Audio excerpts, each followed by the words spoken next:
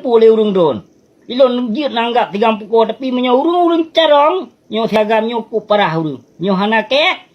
Ha? Menyo berkon di korupsi 4 mai 1%. Telah make berkawar 20% bah korupsi 80% tedu. Nanti ke le urung don. Padungna lon pu selamat.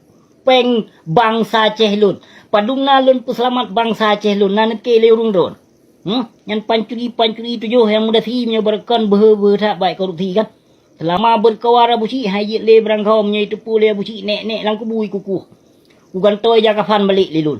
Nyamban ukuran ku serapai. Hana ku biarkan lilu. Ilong menyokam salah kedua urung si kubuh tepak dengka. Bahpinya urung pelai. Nyan ilun tifut ke kebenarannya atau Allah kau nata ku si katanya si. Kau nata ulama tu kau. Ilong hana pilih hari sedalam tua hana pandang bulu. Saya tidak memandang bulu sedalam tua. Itu nama bangsa Aceh God dengan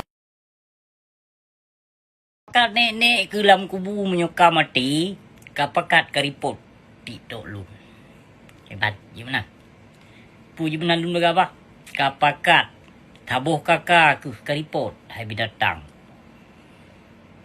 karena kusut tilu para gure bejat awakah maka nak terima awakah di saat lun pegah lun lawan manusia dalim yang na diteramu Mekah yang kadi kena jak ganto seramu Pancasila hibli terban.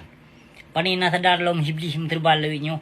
Pu lagi ulama jamun gepetaruhnya wong nibak gebila agama Allah nibak gepekong seramo Mekah. Gebuhnan cukup lagak seramo Mekah. Truk bak belaga terban jino dikena jak gantonan. Seramo Pancasila. Cing cuba fikir cedram tuah na dinit na di bohyum kinda tu